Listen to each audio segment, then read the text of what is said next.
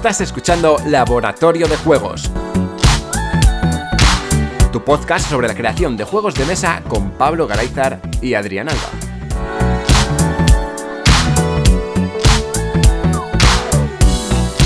Bienvenidas y bienvenidos a un nuevo programa de Laboratorio de Juegos. Yo soy Adrián Alba y como siempre tenemos al otro lado de la línea a Pablo Garayzar. Hola, Pablo. Hola, ¿qué hay? He dicho como siempre, pero como casi siempre, porque ahora últimamente, estoy muy desaparecido en todos los sitios, no solamente aquí, en la vida en general. Y bueno, pues, ¿qué te parece? Hoy vamos a traer un tema que lo habréis visto en el título, pero antes de empezar con ese tema, pues me gustaría hacer un pequeño resumen de lo que va a ser Laboratorio de Juegos a partir de ahora, por lo menos la siguiente temporada o no sé si llamarlo temporada, porque igual las temporadas como tal pues desaparecen, ¿no? ¿Carreteras? ¿Dónde vamos? No hay carreteras, ¿no? ¿Cómo era eso? No hay carreteras. No hay carreteras. No, ahora, a partir de ahora el programa va a ser el programa de Schrödinger. Cada viernes o cada semana puede que haya programa o puede que no. No se sabe hasta que llegue. Hasta que pase la semana no se va a saber si hay programa o no hay programa. Básicamente, pues, bueno, yo lo llevo anunciando ya hace tiempo y creo que se ha visto reflejado tanto aquí como en otros sitios donde hago contenido, pues que no he tenido tiempo para poder grabar, no he tenido tiempo para poder editar, no he tenido tiempo para poder hacer prácticamente nada relacionado con el hobby, con esta afición que es los juegos de mesa y el diseño. Y bueno, pues hemos estado hablando en la trastienda y hemos llegado a una conclusión, digamos, o una resolución a este estancamiento que estábamos teniendo estos últimos meses. Y básicamente es seguir con este estancamiento, ¿no?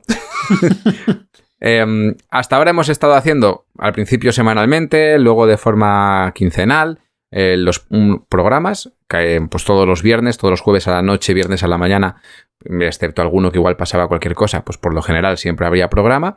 Ya habéis visto que esta última temporada ha sido imposible, estos últimos meses ha sido inviable y bueno, así va a seguir un poco la tónica, ¿no? A partir de ahora también tenemos muchos programas grabados, y aunque tengamos otros 200 para grabar, pues sobre todo por la falta de tiempo, por la falta de...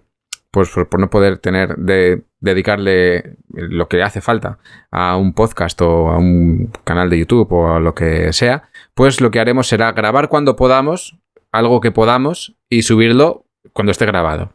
Entonces puede ser que haya 2 semanas seguidas programa, o puede ser que haya un programa cada 2 meses o cada 3, o lo que toque. También, como habréis escuchado en el programa anterior, pues habrá programas en los que a lo mejor yo no aparezco y está Pablo con otra persona y hacemos esa pequeña intro y colgamos el programa así.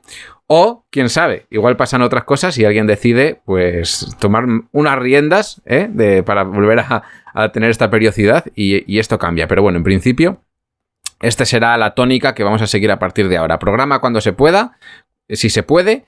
Y ya está, pues el programa de Schrödinger. Tal cual, sí. Yo creo que estas últimas semanas la gente se ha dado cuenta de que lo importante en el lab no es tanto el podcast, sino todo lo que hay alrededor. Y bueno, pues las semanas que haya podcast habrá más salseo y más debate en el canal de Telegram, y las que no, pues ya traerá otra gente más jaleos, que bueno, hay bastantes personajes en el canal con ganas de jarana y con ganas de traer cosas nuevas, y no todo tiene que ser por la vía del podcast. Así que bueno, cuando se pueda grabaremos y publicaremos, y cuando no, pues seguiremos compartiendo contenido de otras formas. Lo que sí tenemos que estar es orgullosos de la comunidad.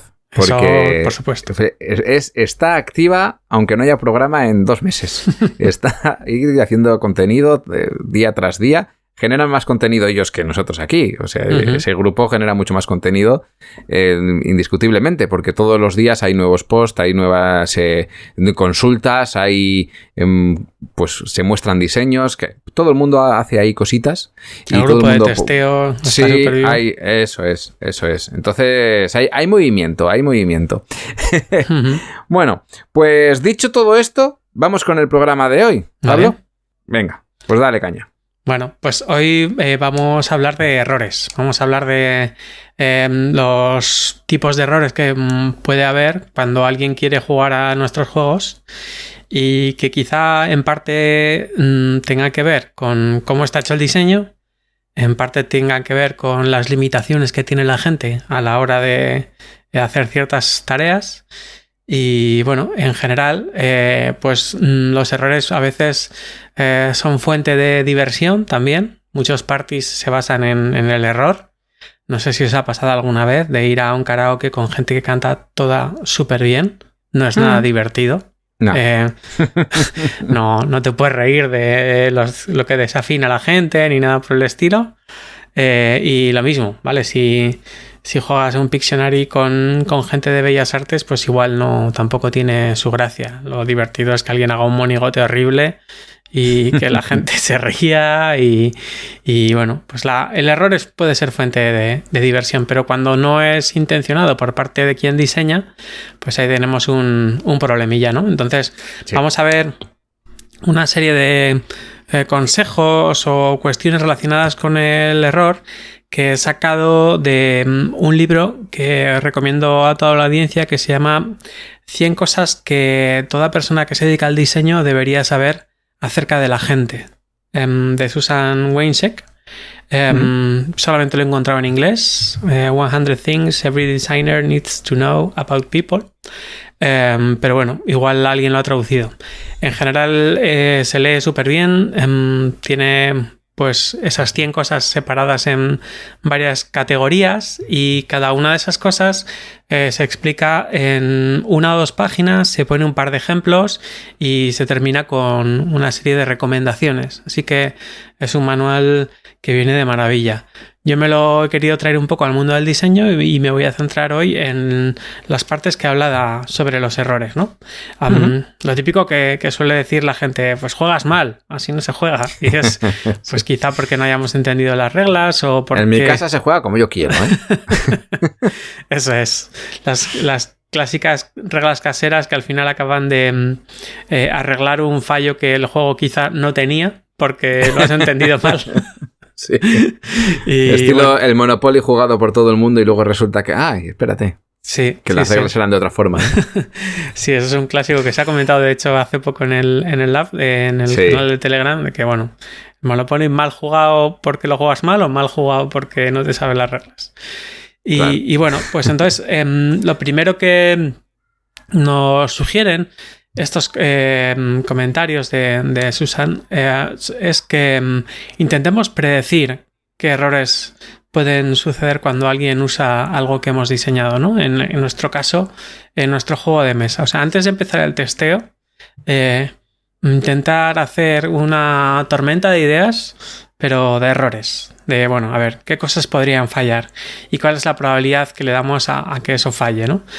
Lo típico de, esto nunca había pasado hasta ahora. O no es muy raro que pase esto y tal. Bueno, es muy raro, ¿no? Pero vamos a preverlo, ¿no? O sea, vamos a intentar tener en cuenta qué cosas podrían salir mal para que antes de empezar los testeos podamos modificar nuestros diseños para que pasen menos veces o que no pasen nunca. Hay un dicho en informática que el mejor mensaje de error que puedes escribir es el que no se muestra nunca, ¿no? Y eso es bastante difícil de que ocurra. O sea, los errores ocurren y además son poco predecibles, pero bueno, hay algunas cosas que es bastante habitual que sucedan, pues porque hay un diseño que se presta a la ambigüedad. Y hay otras cosas que son más difíciles que sucedan, ¿no? Hay también otro dicho que dice que en manos de un tonto ni la pólvora arde, ¿no? Y entonces, bueno, pues la cosa es que intentar predecir antes de poner nuestro juego a andar cuáles pueden ser las fuentes de error para tratar de buscar una manera alternativa de proporcionar la misma funcionalidad, creo que es una buena manera de que nuestro juego salga pues más robusto ante el primer testeo. No sé si coincides en esto. Sí, yo creo que hay muchos puntos que hay que valorar antes de empezar y hacer el testeo. No sé si tú te refieres ya al testeo con gente o el testeo en solitario, pero incluso para el solitario, ¿no? Valorar qué elementos tienes y dónde pudieran fallar. Muchas veces el primer testeo sí que te lanzas a él con ciertos errores que sabes que van a suceder, pero bueno, quieres probar otras cosas. Totalmente, sí. Pero bueno, hay veces que se nos da mal predecir qué cosas pueden fallar, ¿no? O sea, y sobre todo hay gente que quiere ver el mundo arder y que cuando va a tu mesa de testeo, pues prueba cosas raras. Lo que quieres eso, sí. A propósito, para romperlo, sí. Eso es. Entonces, bueno, eso va a ser más difícil. Eso es algo que tienes que prever, que va a venir alguien y va a intentar buscar la salvedad. Es una buena forma de encontrar tú la salvedad en el juego. Bueno, sabiendo que alguien va a venir a romperlo, dices, si alguien viene a romper el juego, ¿qué haría? ¿Por dónde iría? Eso también es una buena pregunta a hacerse para ti mismo y así ver qué fallos puede tener el juego, ¿no? Sí, de hecho, quizá la mejor persona para romper el juego es quien la ha creado, porque sabe cuáles son las mecánicas que hay subyacentes y cuáles pueden ser los comportamientos que puedan llevarlas al límite, ¿no? Y terminar de romperlas. Entonces también puede ser una manera de hacer más robustos nuestros diseños. Aquí se podría comentar un poco que habría que valorar, por un lado, habría que darle mucho peso, creo yo, al diseño final, a esa rotura de reglas, a esos errores que puedan cometerse, más que muchas veces a la intencionalidad que el autor o la autora le quiera dar al juego, ¿no? Esto lo comento porque he visto, estuve con un diseñador bastante reconocido, que tiene juegos como Teotihuacán, por ejemplo, que no lo conoce nadie, ¿no? Que resulta que sus juegos los refina la editorial, no los suele terminar él. Él ya dijo en la conferencia que él hace un diseño, lo cierra más o menos y luego ya es la editorial la que le da las pinceladas y lo cierra. Por eso casi siempre suele salir otras 2 o 3 personas en los créditos diciendo que han hecho la parte de diseño del juego, ¿no? Y es que al jugar a un prototipo suyo y al atender a sus explicaciones, yo también ya vi en todos sus diseños, empecé a ver lo que me fallaba en sus juegos, entendí por qué era. Y es porque este autor busca tiene una intención con el juego y quiere que la gente juegue con su intención. O sea, quiere que si yo quiero que tú tengas que ir a construir la pirámide, por ejemplo, hablando del Teotihuacán, que la gente se pegue por ir a construir la pirámide. Y los otros 80 elementos que te he puesto en el juego, son que a lo mejor son distractores. Y solamente son correctos de uso en momentos súper situacionales, en una partida muy concreta, cuando pasa algo donde se alinean los astros, ¿no? Y claro, eso en el diseño que nos enseñó, el que no estaba purgado por la editorial, sino que era suyo, 100%, nadie había tocado ese diseño de juego, pues había un montón de errores, incongruencias y fallos que tú y yo podemos ver fácilmente en cualquier juego que jugamos, en un prototipo que vemos, ¿no? Y esta persona, pues yo creo que es por la forma que ha tenido de trabajar toda la vida y que viene desde otra época en la que quizás no había tanta gente diseñando y ha tenido una repercusión muy grande y al final, pues bueno, tiene su forma de trabajar, pues no ha podido ver. Y se ha quedado con mi intención es que los jugadores y jugadoras hagan estas cosas. Aunque yo dé distracciones. Sí, es un poco diseño sobre raíles y poner vallas publicitarias a los lados, ¿no? Eso es. Entonces a mí me gustaría comentar que el primer error que habría que evitar es ese. Que tu juego pretendas que la gente juegue a tu juego con tu intención, ¿no? No sé si me he explicado bien con esto. Sí. Vale. O sea, que la gente puede sentarse por razones muy diferentes a las que tú pensaste en tu diseño y eso Exacto. Hay que contemplarlo y que el juego sobreviva a ese tipo de otras visiones. Claramente, eso sí. Es. Bueno, el siguiente punto tiene que ver con el estrés. La gente en general comete errores, sobre todo cuando está bajo situaciones de estrés. Hay una ley, una neuromandanga que se llama la ley de Yerkes-Dawson, que lo que dice es que el rendimiento aumenta con el arousal, la excitación fisiológica o mental, cuando estamos pues a tope con la tarea, ¿no?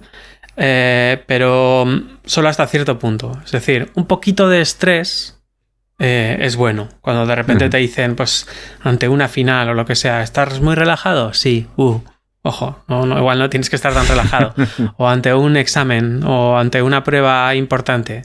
¿Estás un poco nervioso? Pues sí. Vale, bueno, pues es la manera de afrontarlo, porque un poquito de estrés te va a ayudar a mejorar tu rendimiento, pero cuando estás totalmente sobrepasado y no puedes más de estrés, cuando el estrés te agarrota los músculos, pues ahí es cuando el rendimiento cae totalmente, ¿no?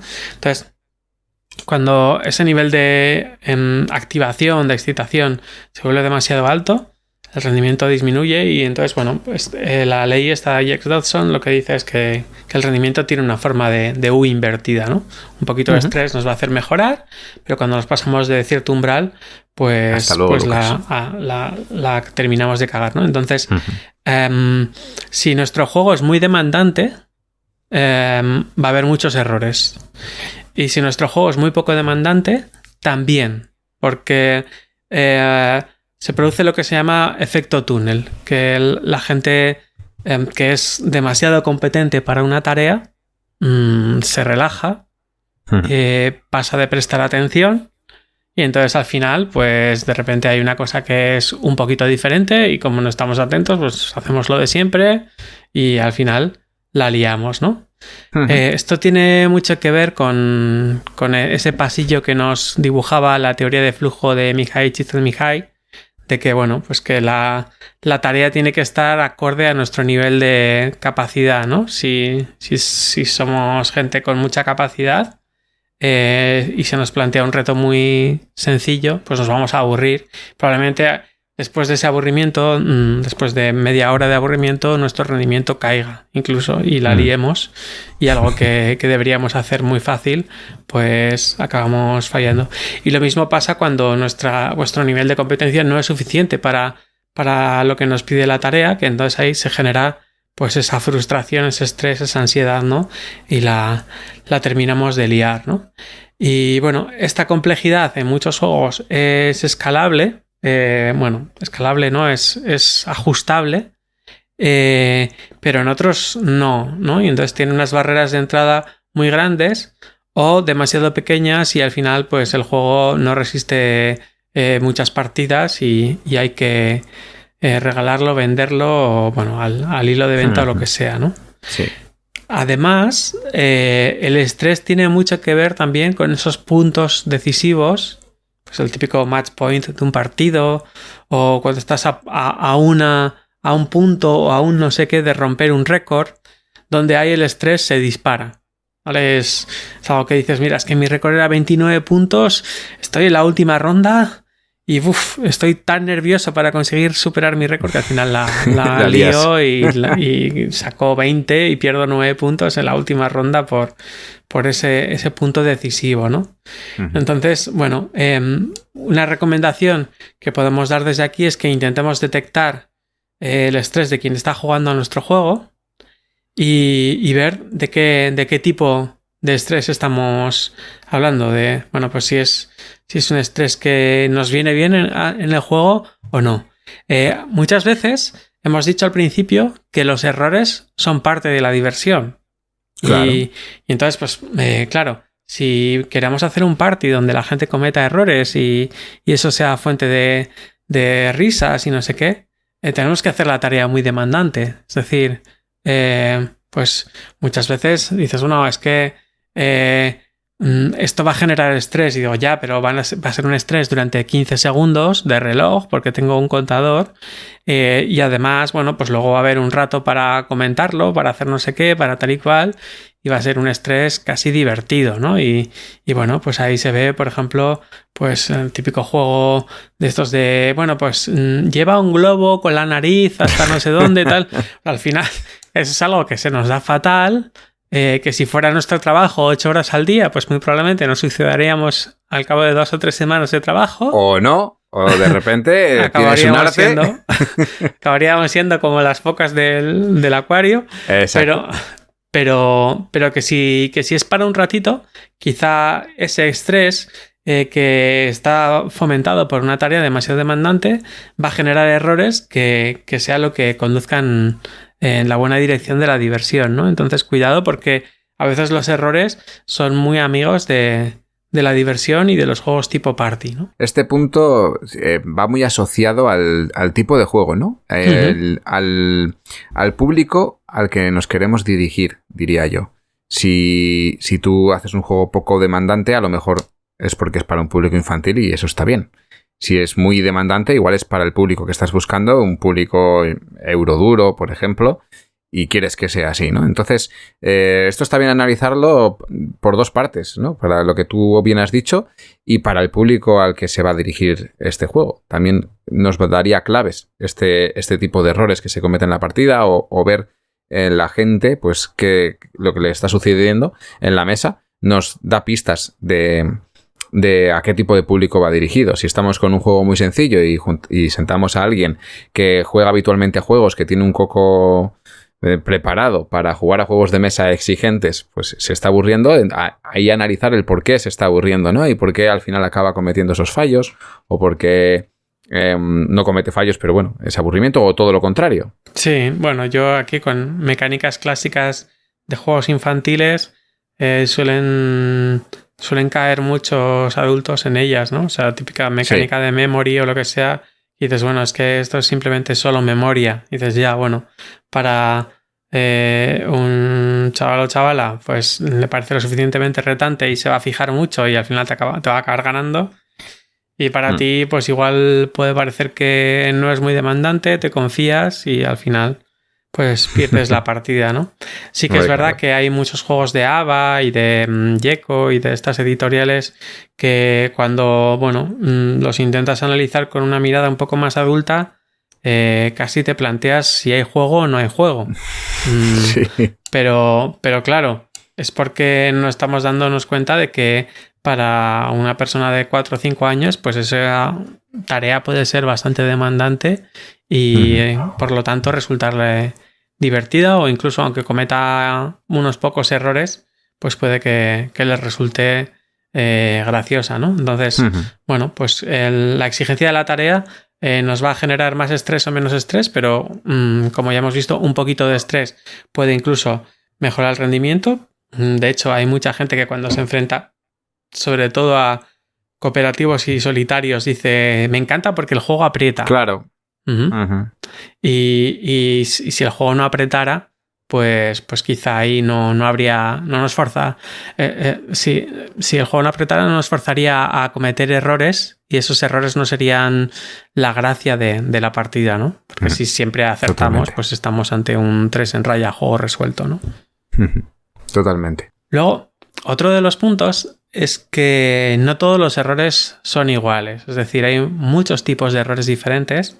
Puede haber errores en la toma de decisiones, errores en tareas de habilidad, errores perceptuales, que yo pensaba que esto era de un tipo y es de otro, errores en el reglamento.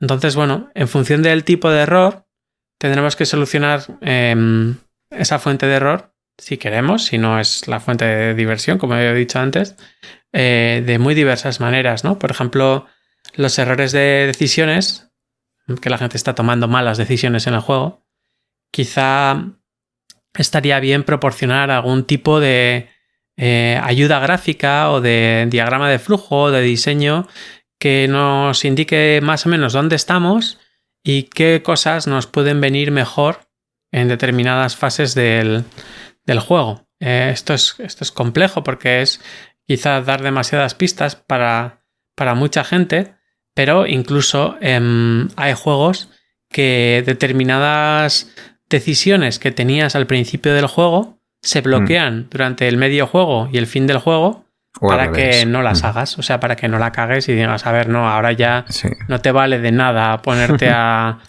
conseguir más territorios cuando ya están todos los territorios buenos vendidos, ¿no? Entonces, bueno, pues puedes comprar territorios hasta la ronda 5. Dices, bueno, porque supones que toda la gente está jugando de manera más o menos inteligente y que de los 40 territorios que hay, pues los 15 buenos ya están vendidos. Entonces, bueno, sí. O todo lo contrario, ¿no? Que te vayan abriendo puertas según va avanzando la partida. Esto pasa, por ejemplo, en Agrícola, Caverna. V. Rosenberg lo suele resolver bastante bien en sus juegos, no en todos, pero en unos cuantos sí. Y es que la capacidad de decisión o las opciones que tienes disponibles van aumentando según avanza la partida. De forma que la información que obtienes al principio de la partida, digamos que es baja o media, y como en la siguiente ronda, cuando te añaden una nueva opción, ya tienes interiorizadas las anteriores. Entonces vas aprendiendo o te vas adaptando según va avanzando el juego, y esto pues también te ayuda a que es como una pequeña guía, ¿no?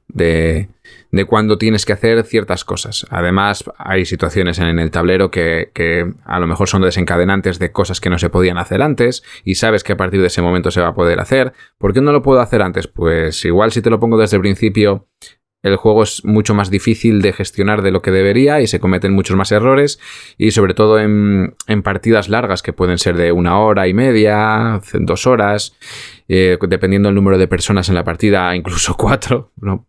Pues llegar al final de la partida y sentir que todo lo has echado al traste por esos primeros 10 minutos de partida, pues es una sensación, ya no solamente que hayas jugado mal y que hayas cometido errores, sino que la sensación que se te queda para el final del juego es mala, ¿no? Sí, de tiempo perdido y de, bueno, pues de que están las cartas echadas ya. Totalmente, sí. Y bueno, muchos tableros son a veces esos diagramas de flujo encubiertos que yo mencionaba, porque pueden venir bastante bien, ¿no? En cuanto a los errores de habilidad, pues bueno, puede haber diferentes niveles, ¿no? Si es un juego tipo de flicking o alguna cosa de estas, pues puedes permitir que la gente cuando se salga de la pista pueda volver o lo que sea, y luego ponerte un poco más duro. O cuando tienen que ver con habilidad cognitiva, bueno, pues lo clásico de no sobresaturar la memoria de trabajo, ¿no? O sea, de que no tengas que tener en cuenta 7 u 8 cosas a la vez, porque entonces la vas a liar. Los errores de percepción cada vez los tenemos más en cuenta en nuestros diseños. El clásico diseña en blanco y negro para que las cosas funcionen y luego añade color para que las cosas sean bonitas, ¿no? Pues bueno, pues diseños limpios que no saturen visualmente pues lo que se quiere ver y que bueno tengan quizá alguna trama o alguna ayuda icónica que puedan evitar esos errores de percepción, de que la gente se equivoque del tipo de recurso. Y que sean acordes a lo representado en el reglamento. Eso es importante. Porque claro, sí. Me ha pasado recientemente, creo que era un ancla, ¿no? En el manual ponía, donde hay un ancla, puedes hacer tal cosa. Y claro, una persona va a jugar y dice, ¿dónde hay un ancla? Aquí no hay anclas por ningún sitio, habían puesto un anzuelo. Entonces, claro, tú dices, por lógica, solamente puede ser el anzuelo. pero hay una persona que acaba de colapsar diciendo, no encuentro un ancla, ¿dónde está el ancla? ¿Por qué hay anzuelos? Y claro, eso se suma a que dices el anzuelo. ¿Para qué el anzuelo? Pues si no tienes otra iconografía. No, es que encima puedes pescar. Entonces, claro, se relaciona el anzuelo con la pesca porque tienes esa opción de pescar en el juego, pero luego ese icono es un ancla, ¿no? Y se queda así como un poco colgado. Sí, sí. Fallos de traducción pueden romper los esquemas y que la gente esté buscando pues 3 pies al gato y de hecho a veces ni los encuentre, ¿no? Porque pues como tú bien dices, si hay un pequeño fallito ahí, quizá toda la coherencia de reglas, iconografía, mecánica se rompe y queda la cosa bastante deslucida, ¿no? Eso es. Y el último de los errores tiene que ver con eso, con errores que puede haber en el reglamento, que muchas veces se solucionan también con la clásica contraportada del reglamento, con un resumen del turno o con un glosario de todos los iconos que hay y tal. Y ahí puedes ver claramente como cuando alguien se refería a ese anzuelo, pues era un ancla o viceversa y cosas de estas. Exacto. Y lo puedes ver de un vistazo rápido, pero bueno, que muchas veces no es fácil, ¿no? Revisar un reglamento y darte cuenta de esas incoherencias si eres tú la misma persona que está diseñando el juego, redactando el reglamento y probándolo, porque bueno, pues para ti es obvio que el ancla es el anzuelo es el ancla, y de hecho pues muchas veces los usas indistintamente esos conceptos, y para el resto de la gente pues no tiene nada que ver, porque nadie va a pescar con un ancla ni echar el anzuelo para que el barco se pare, ¿no? Esto se ve muy bien en testeos, cuando sales fuera y haces que la gente juegue a esas versiones del juego con la iconografía final o la iconografía que le quieres dar. Prestar atención a cómo están llamando a las cosas. A mí me ha pasado, ¿no? Yo tenía en un juego que era alimento o comida. Yo lo llamaba comida, en el reglamento se llamaba comida. Bueno, tú lo mismo lo has jugado, pero eran manzanas. Entonces dices... latas de manzanas. No, eran latas de pescado y, vale. y el icono de representar la comida genérico eran manzanas, porque podía ser alimento pues de una lata, de un fruto, de lo que fuera. Pues bueno, había que poner uno general, pues eran manzanas. En este caso daba igual, porque todo el mundo asocia que la manzana es un alimento, por lo tanto dices, vale, bien. Sí, no te vas a construir un refugio de manzanas. Bueno, igual alguien sí, pero esto mismo, si lo escuchas en las partidas, de cuando gente que no te conoce y está jugando al juego y empiezan a hablar de la icono, bueno, pues me muevo aquí y consigo, yo qué sé, lo que sea. Pues si le estoy llamando de una forma incorrecta, aunque tú lo hayas explicado de una forma concreta, pues es un indicativo, ¿no? De que a lo mejor esa iconografía no es correcta o la descripción no es correcta.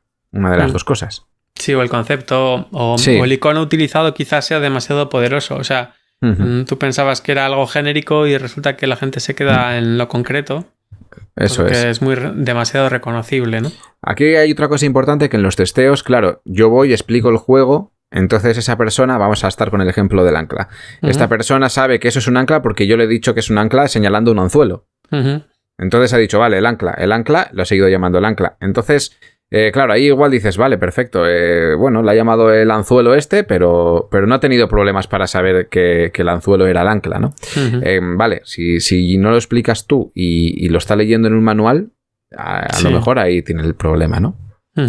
Sí, los testeos a ciegas directamente con el manual dan muchas pistas de eso, de qué fallos de concepto puede haber a la hora de leer algo. Y bueno, pues muchas veces somos nuestro peor enemigo de cara a testear el manual, porque lo explicamos mucho mejor que el manual, casi siempre. Y claro, luego cuando la gente compra el juego, pues no podemos ir de casa en casa explicando el juego. Así que es importante que el manual resista el solito a la explicación, ¿no? Y a evitar todo este tipo de errores. Errores. Vale. El siguiente punto tiene que ver con que no todos los errores tienen consecuencias negativas. A veces los errores nos sirven para descubrir tácticas, estrategias o funcionalidades en las que no habíamos pensado. Es decir, teníamos una intención, queremos hacerla, lo hacemos mal, por lo que sea, porque nos equivocamos de sitio tal, y de repente dices, mira, no era lo que quería hacer, pero ostras, me acabo de dar cuenta de que cuando hago esto, resulta que el resto de la gente no puede hacer no sé qué, o resulta que luego puedo combar esta acción con esta otra, o lo que sea, ¿no? Entonces, muchos de los errores a veces son exploraciones hechas a conciencia, pero otras veces son descubrimientos. Y bueno, la ciencia está llena de descubrimientos así, ¿no? La penicilina es dejarse los cacharros sin fregar en un laboratorio, ¿no? Y ese tipo de cosas, ¿no? Entonces, cuando la gente que está jugando a nuestros prototipos cometan errores, es importante que apuntemos que el error ha sucedido, pero también es importante que apuntemos la consecuencia. ¿Cómo le ha ido a esa persona después de haber cometido ese error. Si la consecuencia ha sido negativa, neutra o positiva. Y por supuesto, los errores que primero tenemos que atajar o corregir son aquellos que llevan a consecuencias muy negativas a la gente que está jugando. Pero quizá los otros, los que no tengan consecuencias o que incluso tengan consecuencias positivas, no debamos corregirlos, sino que los podemos dejar ahí como descubrimientos que la gente puede ir haciendo cuando piensa que tiene una estrategia más o menos clara y resulta que la lía y pasan cosas interesantes, ¿no? Aquí me ha pasado a mí en protos y tipos y creo que en otra quedada que hemos hecho por ahí, de alguien que ha traído un juego diciendo, mira, esto es un juego para gestionar, no me acuerdo ahora exactamente qué era, ¿no? Pero era un juego de cartas. Y el juego de cartas, pues lo que hacía era, había que hacer, yo qué sé, colección de sets. Creo que era.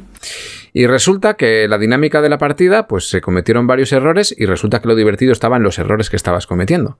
Porque daba pie de, vale, es un juego de cartas para hacer una colección de sets y de repente, por los errores que hemos cometido, esto ahora es un party. Y resulta que la parte divertida es cuando se convierte en party, no cuando estoy haciendo la colección de sets, ¿no? Y ver al año siguiente como ese juego de venir y decir, oye, he tomado la parte divertida y me he centrado en eso que no debía haber pasado, pero ha pasado. Claro, sí. Claro, entonces hay errores que a veces, o sea, nuestros diseños nos llevan a errores que caen en mejoras. O sea, en mejoras o en otros juegos o en el juego que debiera ser y no era, ¿no? Sí, totalmente. O sea, muchas veces la gente juega mal a tu juego. Sí. Resulta que en ese jugar mal se lo están pasando mucho mejor que lo que tú estabas proponiendo. Así que eso lo tenemos que aprovechar como un regalo de la divina providencia y bueno, pues apuntarlo y quizá tirar por ahí como hizo esa persona, ¿no? Darse cuenta de que, bueno, la propuesta que traía era interesante, pero no tanto. Y esta otra cosa que ha sucedido es el fuerte, sí. Sí, por no entender bien el juego o por jugar mal. Resulta que es la o es la porque diversión. Quienes nos sentamos en esa mesa pues teníamos ganas de cachondeo, que también puede ser. Y decir, joder, pues mira estas manzanas en lata de pescado, qué bien están. Sí, tal cual. Sí. Así que eso, es importante que no nos centremos en reparar los errores que tienen consecuencias positivas, porque pueden ser como huevos de Pascua, cosas que se pueden aprender así un poco casi de rebote y que es algo bastante gratificante para la gente que está jugando. Luego, la manera de explorar, de utilizar estos errores para entender mejor el juego, es diferente en función de la edad. Hay quien explora mediante el error, siguiendo distintas estrategias. El clásico ensayo-error, es decir, probando un poco cada cosa al tuntún y viendo a ver qué sucede. O hay gente que es muy sistemática, que va probando todas las opciones para ver cuál puede ser. Hay gente que tira de cosas que sabe, ideas preconcebidas, convenciones, de conocimientos previos. Bueno, las maneras de tantear sin saber, que eso va a generar bastantes errores, pues es un poco diferente, ¿no? Entonces, la edad juega aquí un rol, también el grado o el nivel de experiencia. Es decir, hay gente que es muy joven pero que tiene muchos tiros pegados, que se dice, o mucha edad lúdica y viceversa, ¿no? Hay gente que es muy mayor pero que es una recién llegada al mundo de los juegos. Entonces, esto puede variar, pero bueno, en general, la gente joven tiende a hacer una exploración más a lo ancho, menos profunda. Asume que las cosas serán más fáciles y que, bueno, que es cuestión de acertar con la tecla, de decir, bueno, pues había 5, 6, 7 opciones y tanteo un poco y creo que la cosa va por aquí. Mientras que la gente menos joven tiende a hacer exploraciones más profundas y sobre menos opciones, porque asumen que las cosas son difíciles y que muchas veces han necesitado que ellos den varios pasos hasta llegar a una solución. Entonces, bueno, que los primeros pasos no estén consiguiendo ningunos resultados no les sorprende tanto. Suelen encontrar cosas más difíciles de de dar con ellas. Y por contra también suele ocurrir que a veces llegan a soluciones demasiado largas que podrían haberse conseguido de una forma pues mucho más rápida, ¿no? O sea, hay gente que de repente dice, no, para imprimir lo que hago es, me convierto el documento a PDF, luego lo pongo en esta carpeta, luego lo envío a la impresora, luego no sé qué. Y pues alguien un poco más joven dice, bueno, a ver, menú imprimir donde estés y ya está. O sea, no te líes, sí. no hay nada más, ¿no? Y con los juegos a veces pasa un poco parecido, ¿no? De que hay gente que, bueno, pues tantea un poco el juego por fuera y ve, bueno, es que es muy difícil ganar con esta facción, no es muy difícil conseguir ganar a este solitario, a este automa, porque no sé qué y tal. Y la gente que tiene más experiencia, más edad, dice, bueno, pues lo normal es que las primeras partidas pierda, pero vamos a ver un poco qué tipo de decisiones está tomando automáticamente el automa, vamos a fijarnos a ver si podemos hacer una estrategia 3 o 4 rondas que se parezca un poco a eso, y bueno, al final lo consigue. Quizá llegue a ideas preconcebidas sobre el juego que no sean del todo ciertas, porque le han servido para ganar o lo que sea, y entonces dice, bueno, pues yo tengo ya mi rutinilla de que me monto este motor y luego no sé qué tal. Bueno, pues igual se puede conseguir de otra manera un poco más corta, un poco más rápida, pero normalmente sí que suele haber un sesgo en cuanto a experiencia y edad a la hora de explorar y a la hora de afrontar los errores. O sea, hay como más resiliencia frente al error en la gente que pues es mayor o tiene más puntos en sabiduría, ¿no? El que tiene más puntos en sabiduría, pues... Eso es, pues tiene como la piel un poco más dura frente al error y no se frustra tanto. Sabe que, bueno, pues que hay juegos que tienen una curva de aprendizaje un poquito más dura, que, bueno, pues que igual la gracia está justo después de esa primera cuesta, ¿no? Y que una vez que se ha logrado vencer, pues quizá hay ahí un valle tranquilo donde se disfruta el juego muchísimo y se puede aprovechar, ¿no? Entonces, bueno, los juegos que estén enfocados o que queramos diseñar a gente que no tiene experiencia lúdica o que sean personas muy jóvenes o lo que sea, deberían evitar estas búsquedas o estrategias profundas. Deberían resolverse pues en cada ronda o ser algo bastante inmediato que no requiera profundizar mucho. Mientras que lo contrario también sucede, ¿no? La gente que quiera diseñar juegos para un público más experto, con más sabiduría lúdica, pues es importante que las estrategias requieran pues mayor profundidad y quizá también que huyamos un poco de un gran número de opciones que desencadenen acciones inmediatas. Es decir, que no sea un pim pam pum de opciones de, bueno, hago esto y de repente consigo esto y no sé qué, no. Para conseguir oro, pues quizá tengas que dedicar un turno a buscar la mina, picar la piedra, tamizar lo que has conseguido y finalmente tienes el oro. Si por lo que sea tienes la opción de conseguir cualquier materia prima y solamente depende del azar, si la consigues o no, pues puede generar una sensación muy poco agradable para ese público pues más experto que quiere mayor profundidad en el juego, ¿no? Entonces vamos a cometer errores, vamos a utilizar la exploración para conocer un poco lo que no nos cuenta el reglamento, pero esa exploración pues no todo el mundo la hace igual y no todo el mundo está dispuesto a que el juego le trolee, entre comillas, de una forma o de otra, ¿no? Así que es importante también ver cómo toda esa información que es oculta o que no es evidente se presenta y qué tipo de comportamiento exploratorio requiere cada uno de los juegos que diseñemos, ¿no? Esto se ve sobre todo en juegos, como bien has dicho, solitarios o cooperativos, pero también en juegos de mecánicas euro, que tengan bastantes, pues que sean bastante extensos, que sean duretes, digamos, que tienen varias vías de estrategias diferentes, varias vías de exploración, que al final solamente las puedes descubrir jugando, porque tienes unas mecánicas básicas, pero un montón de cosas cosas que hacer, ¿no?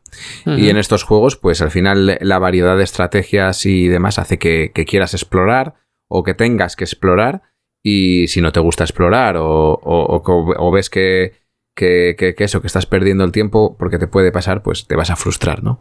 Diciendo, bueno, es que he jugado esto, pero resulta que solamente he visto, pues he hecho 3 acciones y podía haber hecho 80, pero no tenía sentido que hiciera 80, sino que solo hicieras esas 3. Y tengo que jugar ahora otra partida para jugar por otro lado y ver otras 3 acciones diferentes y ver a ver qué tal por allí. Pues bueno, al final la exploración es como repetición, ¿no? Es ensayo y error, pero repetición y repetición, y al final el repetir pues puede llegar a frustrar bastante también. Depende a quién esté dirigido, claro. Totalmente. Y el último punto que quería comentar tiene que ver con los errores que cometemos cuando trabajamos en grupo. Esto pues afecta sobre todo a diseño de juegos cooperativos, o bueno, incluso parties también, ¿no?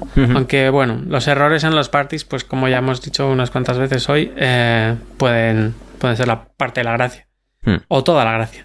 Pero bueno, a pesar de que pueda parecer un poco contraintuitivo, los grupos cometen tantos errores o más que la gente individual. Cuando intentamos hacer una decisión grupal, cuando intentamos tomar una decisión en grupo, a partir de las primeras impresiones de cada participante del grupo, las probabilidades de pasar por alto información relevante son súper altas.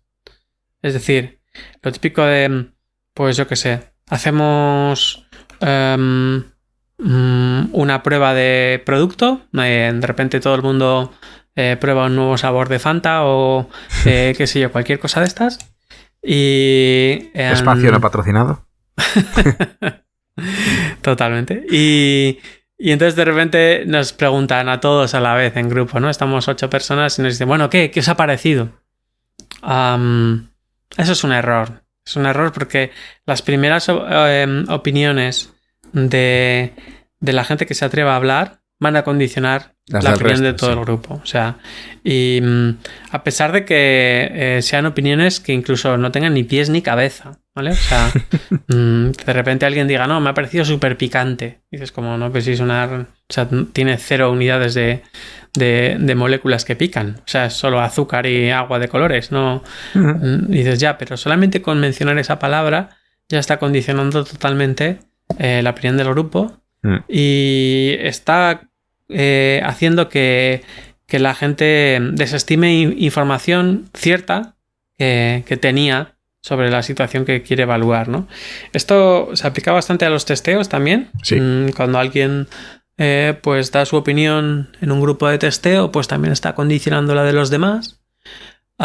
Por eso viene muy bien apuntar las cosas. Sí, eso iba a decir. Yo siempre acostumbro a llevar libreta, y a no ser que sea un juego muy ligero, que no haya demasiadas cosas que decir sobre el juego, pues no apunto nada, pero por lo general siempre apunto cosas, ¿no?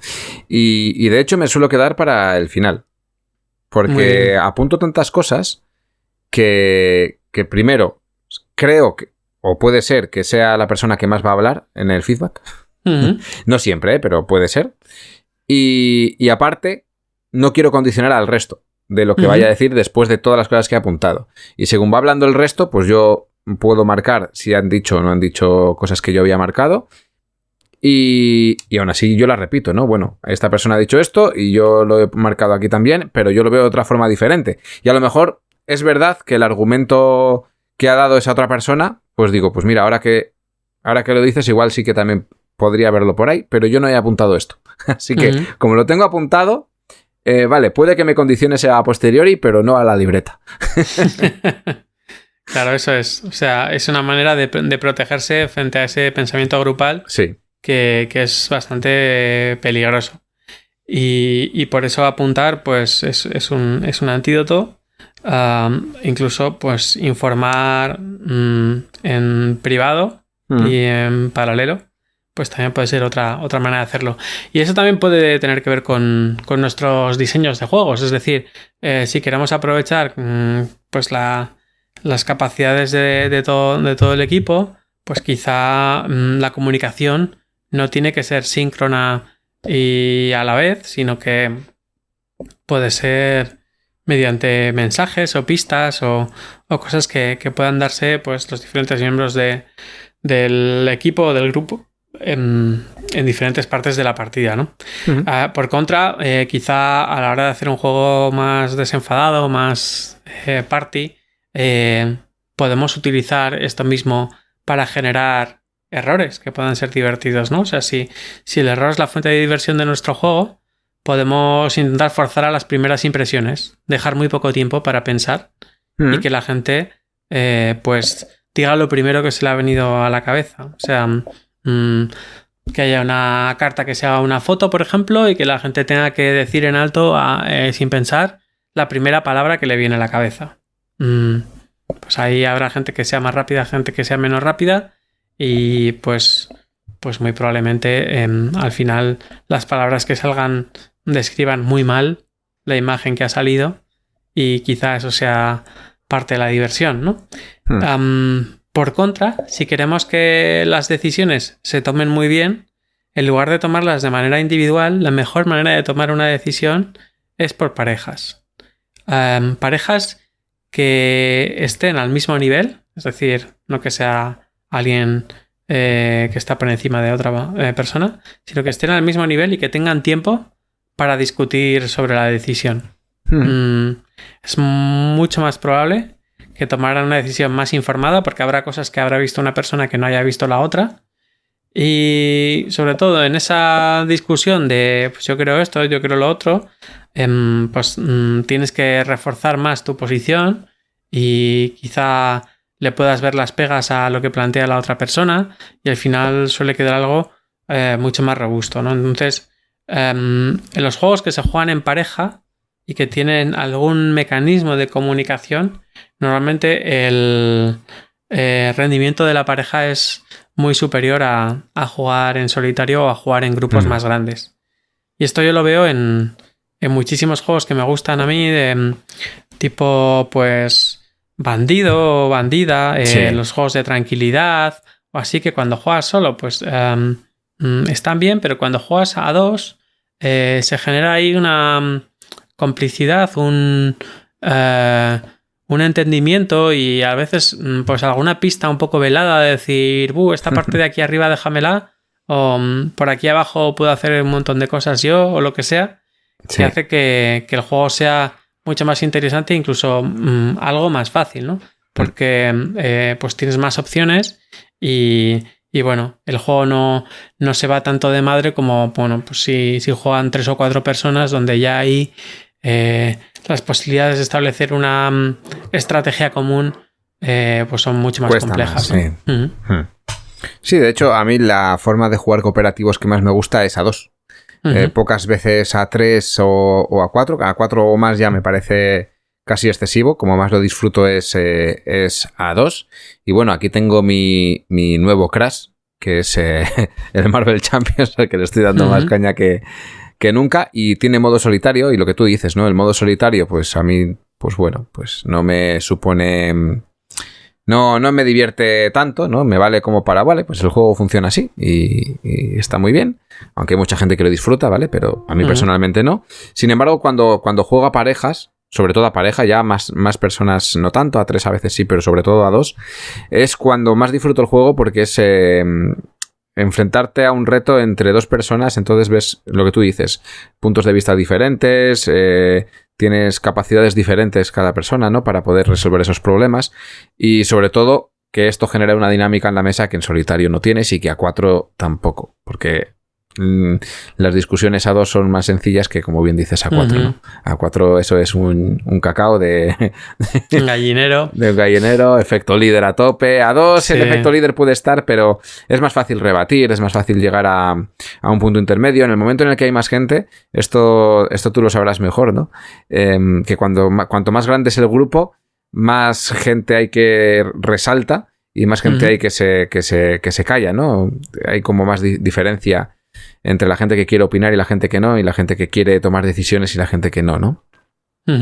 Sí, totalmente. O sea, bueno, de hecho, en política eso se usa muchísimo. Sí. Decisiones que parecen colectivas y son inducidas por alguien que tiene el carisma suficiente como para monopolizar el turno de palabra en una asamblea o generar corrientes de opinión, etcétera, ¿no? Eso es bastante peligroso. Puede ser parte de una mecánica de juego. Sí, de hecho lo es muchas veces. Pues el clásico los hombres lobo de Castón Negro y tal, pues es mucho convencer, ¿no? O sea, es mucho tomar una decisión grupal, pero que está embaucadísima por gente que tiene carisma o que tiene los resortes como para convencer al grupo de tomar una decisión, ¿no? O la pesadez de cansar al resto. Eso también pasa, ¿no? Eso ya no es carisma, eso es ser un turras. Sí, tanto que la gente dice, mira, haz lo que quieras. Que eso pasa. A mí me pasa cuando juego a juegos cooperativos, cuando hay varias personas, que hay gente que al final juega de forma pasiva. Es bueno, yo tengo aquí mi personaje y lo muevo donde me digáis. No voy a pensar, porque si me voy a poner a discutir me voy a agotar mentalmente y no me quiero agotar mentalmente, así que donde me digas. Al final tampoco me voy a divertir tanto, ¿no? Pero prefiero no divertirme a agotarme mentalmente. Que eso pasa también bastante. Sí, totalmente. El efecto de pensamiento grupal es muy, muy perjudicial y de hecho, bueno, está documentado que grandes liadas políticas se han producido por pensamiento grupal, por tomar decisiones dentro de un colectivo que estaba muy, muy sesgado, muy mediatizado por figuras de liderazgo, ¿no? Pues que nadie de repente quiere contravenir al líder o lo que ellos piensan que está teniendo en la cabeza el líder y finalmente pues se acaban tomando unas decisiones lamentables que cualquier persona con dos dedos de frente desde fuera diría, pero ¿a dónde vais? O sea, ¿se os va la olla o qué pasa? Eso pasa, pero eso pasa en política, en empresas, es el día a día. Es el día a día. Eso. Totalmente. Bueno, y lo último que quería comentar es que hay gente que hace errores y que son muy predecibles, ¿no? Y que, bueno, pues los errores muchas veces son porque nos hemos equivocado en la acción que queríamos hacer y la hemos liado. Otras veces es porque nos hemos olvidado de algo, un error de omisión. No nos damos cuenta de que tendríamos que haber hecho antes para que cierta cosa sucediera. Y otras veces son de comisión, ¿no? De que por haber hecho esto ya no podemos hacer estas otras cosas, ¿no?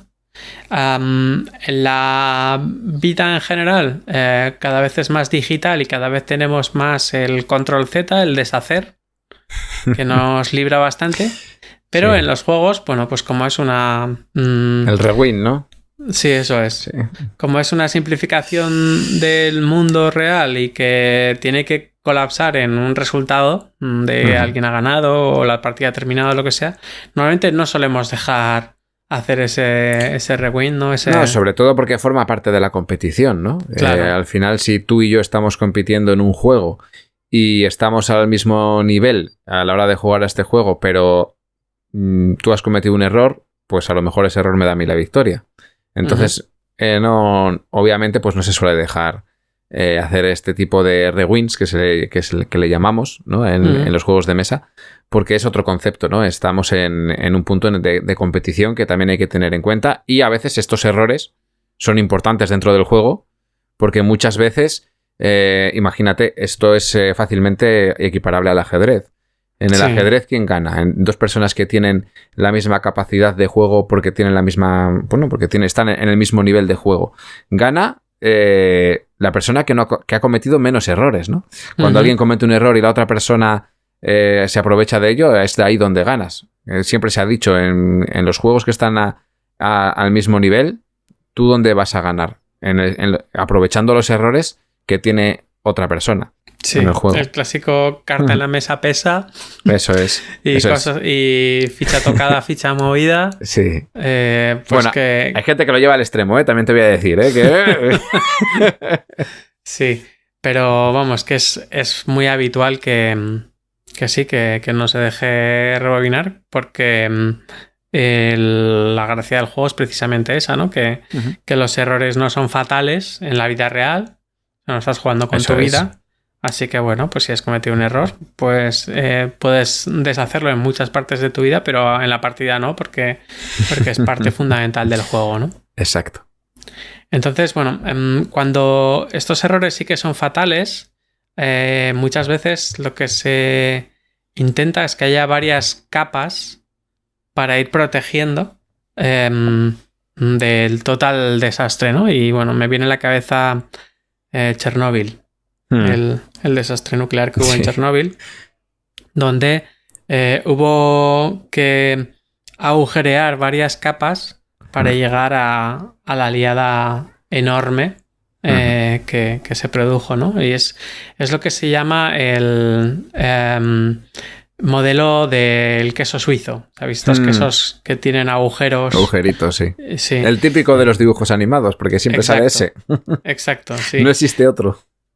Pues en su libro Human Error, James Friesen lo que dice es eso, es que normalmente los errores tienen un efecto de queso de Gruyère, de queso suizo, donde se van agujereando las diferentes capas que hay por encima y que bueno, si hay como 3 o 4 capas o 5, pues un error quizá no llegue hasta arriba del todo. Pero cuanto más agujereado esté la capa de arriba por errores previos, más fácil es que al final uno termine por atravesar todas esas capas, ¿no? Y en un juego, pues las capas pueden ser muchas. Pueden ser el diseño de las cartas, la robustez de la mecánica, la coherencia que hayamos usado en la simbología, la redacción del reglamento, la disposición de las cartas en el tablero o en la mesa. Ese tipo de cosas que quizá pueda darse el caso de que alguna de ellas no esté bien del todo,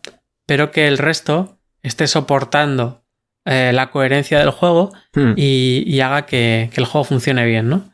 Lo que ocurre es que si hay algún error en alguna de estas capas y resulta que coincide con otro error en otra de las capas y finalmente coincide con una mala percepción o una mala atención o una mala lectura de la persona que está jugando, pues al final el error es fatal, ¿no? Es un poco lo que decías. Hay un fallo de ambigüedad entre el ancla anzuelo y ancla. Resulta que luego la traducción del reglamento no es ajustada y resulta que está jugando una persona que además no sabe nada de la vida marina, de la vida del mar y tal. Pues todo eso se junta y al final lo que ocurre es que hay una incoherencia total y que el juego se juega mal y tal, ¿no? Entonces, es importante que nuestros juegos sean robustos a varios niveles y que pues muchas veces un buen diseño gráfico, maquetación, etcétera, pueda resolver problemas que pueda tener el manual o un buen manual pueda resolver alguna ambigüedad que pueda darse en el aspecto más gráfico. Lo ideal sería que todo se ayudara entre sí y que no se diera ese queso suizo, ese queso de Gruyère, donde un fallo en un punto del juego acabe atravesando todas esas capas y llegue por provocar que el juego se juegue mal y que no sea divertido, ¿no? Totalmente de acuerdo. Entonces aquí pues volvemos a insistir en cosas que ya hemos dicho, ¿no? Coherencia en colores, en formas, en símbolos, en maquetación, que un color que vale para una cosa no valga para otra, importante. Que los colores que se utilizan para las cartas sean los colores que luego se van a utilizar en el manual, pues esa sensación de robustez, de que todo rema en la misma dirección y muchas veces la repetición, la reiteración o la redundancia de información va en nuestro beneficio, ¿no? Dices como, bueno, ¿para qué estás poniendo este icono si ya se sabe que la carta amarilla, que además tiene esta trama para la gente que no ve bien los colores, pues vale para esto. Ya, bueno, pues porque hay gente que se fija en unas cosas, gente que se fija en otra, gente que se ha dado cuenta de que el fondo de las páginas del manual que hablan sobre esto va de esto, gente que se ha fijado que en el tablero la región donde se habla de estas acciones pues también tiene esta trama y este color y tal, ¿no? Entonces, cuando todo suena coherente y cuando todo, pues como decía antes, rema en la misma dirección, es muchísimo más fácil que evitemos este tipo de errores, ¿no? Pues poco más, no sé. Si tienes algún comentario final acerca de errores así garrafales que hayas visto. Bueno, errores garrafales cada día en juegos de cartas, ¿no? En juegos de cartas de estos coleccionables, expansionables, pues ahí tienes errores para aburrir, porque utilizan una nomenclatura o un léxico que a veces varía y otras veces cambia el concepto y muchas veces te dicen cosas, lo que te quieren decir lo mismo con palabras enrevesadas o de formas rebuscadas, porque muchas veces pues estás pasa hablando sobre todo de los LCGs estos, ¿no? LCGs, TCGs, o sea, Magic también pasa, ¿no? Cosas de estas que hay. En Magic no tanto porque es más iconográfico, ¿no? Pero hay otros que tienen bastante texto y pasa mucho pues que los textos se vuelven enrevesados muchas veces porque dices que si lo digo de forma literal o de una forma más explícita, pues no está haciendo referencia a un momento que pueda haber conflicto con otra carta que he redactado en otra cosa que, ¿sabes? Digamos que es para saber cuándo se resuelve un efecto antes que otro. Entonces se vuelven textos enrevesados que cuesta luego mucho interpretar, porque al final pues es un lenguaje exigente, es un lenguaje que no cualquiera puede leer y sobre todo, bueno, leerlo sí, entender, entender, sobre todo por lo que hemos dicho muchas veces, ¿no? La comprensión lectora que existe en términos generales, pues es bastante baja. A mí me pasa en mi alrededor gente que lee una frase y entiende algo que no pone. Y me pasa, bueno, igual me pasará a mí también muchas veces que leo algo y estoy entendiendo una cosa que no es, pero con palabras pues que significan una cosa muy concreta, pero que por el uso cotidiano pues se usan de otra forma y no está significando lo que debería decir, ¿no? Yo creo que hacer hincapié en los juegos que se dice, no, es que yo quiero un juego que con la iconografía sea suficiente, ¿no? De entender. Y ya con ponerle el icono ya vale. Bueno, pues si ponerle el icono y ponerle el texto al lado de lo que significa el icono, si hay espacio, pues tampoco pasa nada. Es un extra. Quien conoce el icono, pues lo va a utilizar con el icono sin leer la carta. Y quien no conoce el icono, pues va a leer justo lo que pone al lado del icono sin tener que acudir al manual. Son como facilidades, ¿no? Para que se cometan menos errores, porque muchas veces pasa en las partidas que dices, espera, es que esto es símbolo, ahora no recuerdo qué es lo que es esto. Bueno, creo que es esto. Voy jugando y ahora lo leo en el manual, ¿no? Y a mí me pasa que hay a veces simbología que no entiendo y digo, mientras juegas tu turno, voy leyendo yo en el manual a ver qué significa ese icono que he jugado y si hace falta hago un rewind ahora.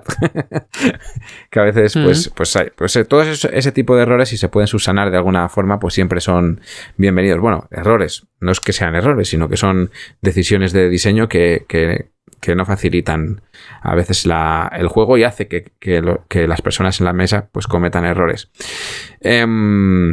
Luego, pues eso, lo que has dicho, no creo que no tengo nada más que aportar, ¿no? O sea, hay muchos juegos que la iconografía, sobre todo, va por ahí los errores, ¿no? Los errores iconográficos respecto a lo que representan y yo que lo he visto mucho en la tónica, en la tónica de esta última temporada, en la que nadie quiere poner texto en ningún sitio, porque de esa forma el juego es más fácilmente traducible. De forma que traduzco solo el manual y entonces pues las cartas me valen para 20 idiomas porque no llevan texto, etcétera. Eso pasa mucho también últimamente y eso hace que está muy bien, porque si tu iconografía se entiende perfectamente, pues oye, chapó. Sigue para adelante con ella si se entiende el juego y nadie comete errores con eso, pero genera ese tipo es un poco la dicotomía, ¿no? entre qué quieres hacer. Si poner exceso de explicaciones pero te vetas a poder traducir el juego o poner ese es exceso de traducción, o sea, al revés, me estoy repitiendo, o no poner el esto para poder exportar el juego o lo que sea. Que sí, que queda más limpio, queda más bonito, eso es cierto, pero son cosas que pasan en los juegos. Ya te digo que yo como más lo veo es en este tipo de juegos, los fallos que hemos hablado los últimos, lo veo más en este tipo de juegos de cartas coleccionables, TCGs, LCGs, que en otros, que son más cerrados porque al final la iconografía pues es más escueta, ¿no? Este tipo de juegos que van expansionables, pues al final tienden a meter nuevos elementos cada vez más, entonces es cuando se complica la cosa. Por eso, lo suyo es tener un buen glosario. Cuando vas a hacer juegos que tengan mucha iconografía o muchos conceptos, yo creo que es muy, muy importante a la hora de diseñar, hacer un documento en donde tú estés trabajando con el juego, si es en el ordenador, pues en el ordenador, si es de forma física, una libreta, lo que sea, un documento donde el glosario sea la ley, ¿no? Te vas haciendo el glosario y que sea la ley. Porque incluso a mí me ha pasado, ¿no? Diseñando que un mismo elemento lo he llamado de 7 formas diferentes hasta decir, espera, ¿cómo se va a llamar esto? ¿Cómo se va a llamar? Totalmente. Además, aquí influye también el tema que comentábamos antes de la traducción. O sea, a veces se contratan a gente diferente para hacer traducciones y no se les ha pasado esa Biblia, ese glosario, de darse cuenta de que, ojo, que aquí lo que llamamos puntos de fuerza, en inglés lo han llamado puntos de poder. Sí. Y no me pongas poder ahora porque tengo 400 cartas con puntos de fuerza y la gente lo va a flipar. Claro, porque poder es el poder de una carta, pero también es el poder de la posibilidad de poder hacer algo. O sea, son palabras que tienen diferentes significados y que pueden liar, ¿no? Totalmente. Eso sobre todo, bueno, para traducciones, obviamente, el glosario es imprescindible, obviamente.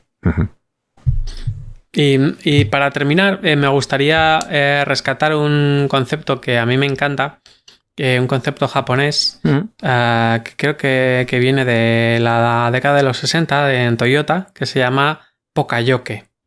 Pokayoke, que significa literalmente a prueba de errores, también se ha llamado Babayoke, que es a prueba de tontos.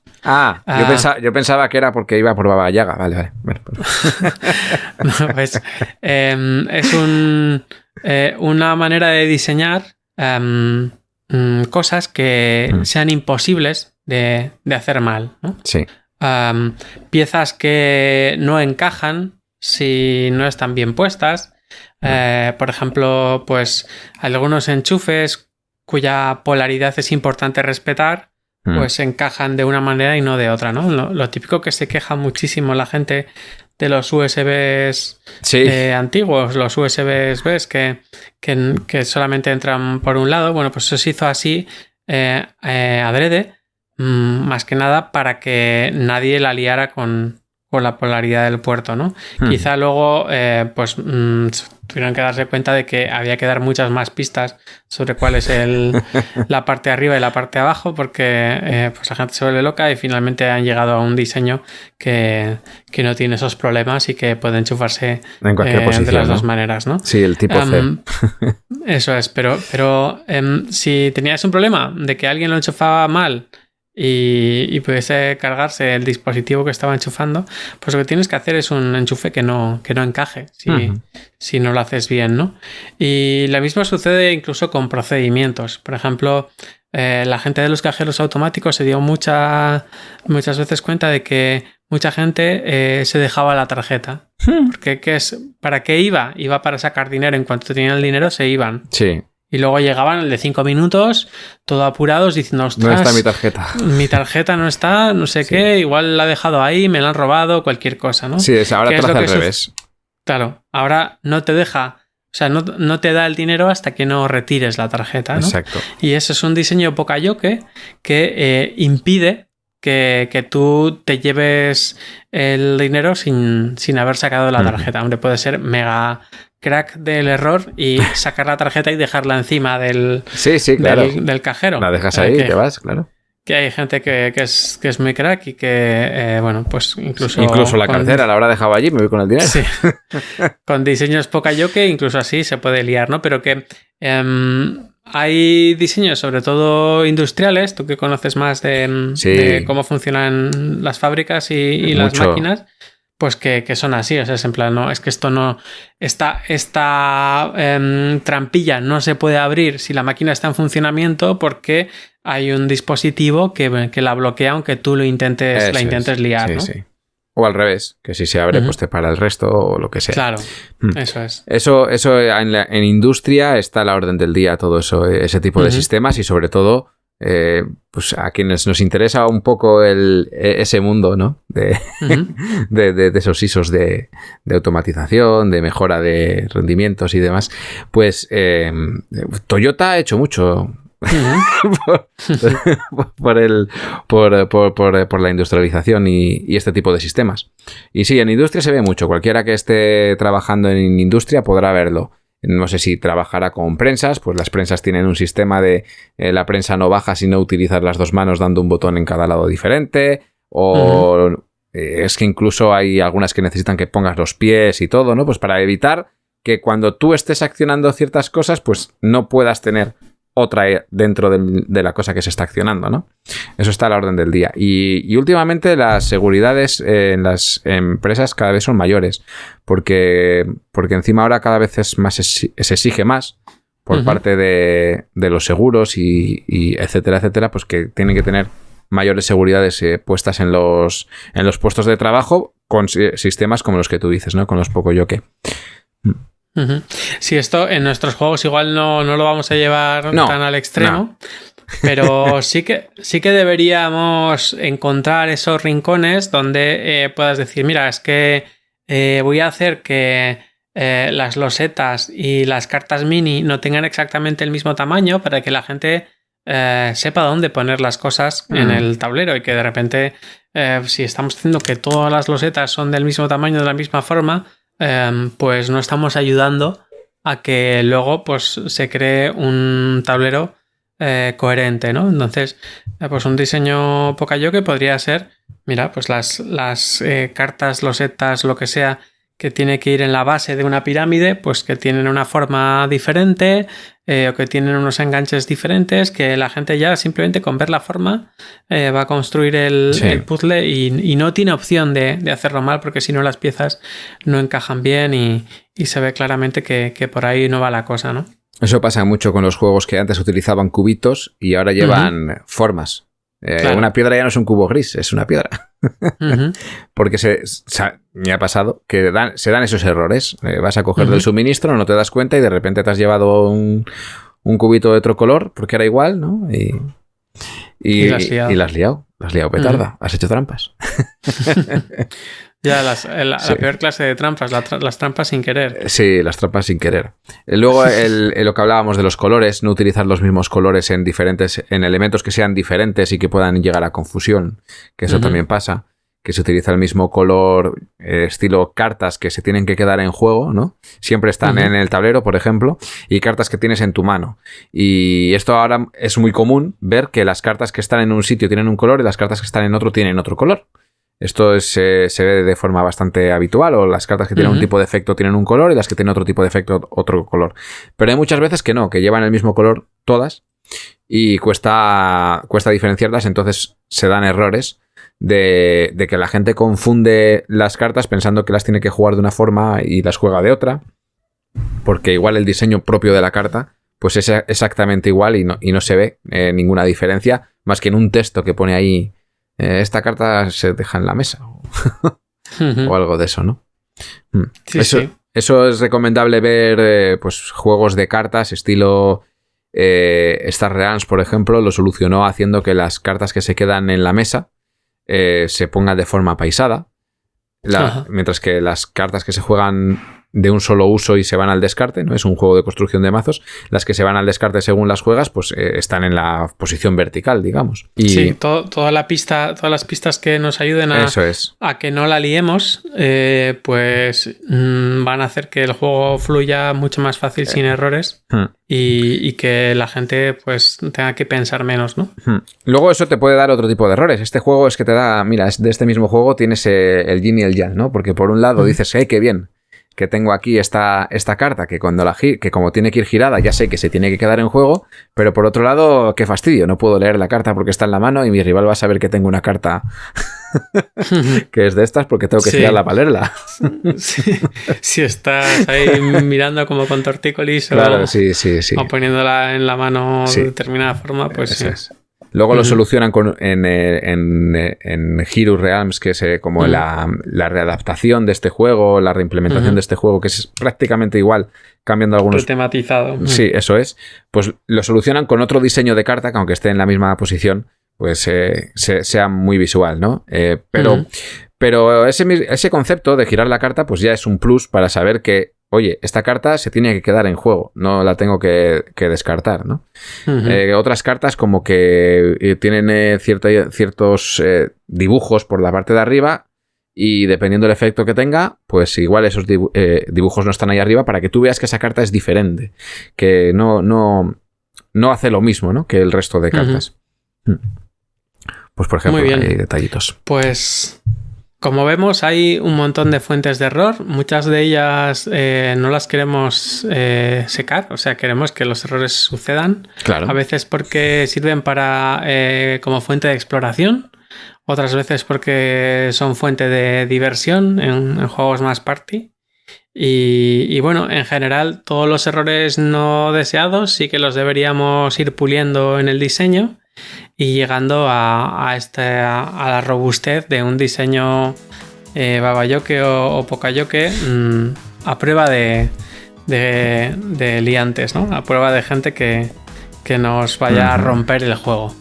Y tenemos que darnos cuenta de que hay muchos tipos de errores a muchos niveles y que si conseguimos que toda nuestra lasaña de diseño que estamos haciendo con todas esas capas, todo ese mil hojas que estamos haciendo van en la misma dirección, va a ser mucho más difícil que los errores lleguen a arruinar la diversión y a arruinar pues el concepto del juego, ¿no?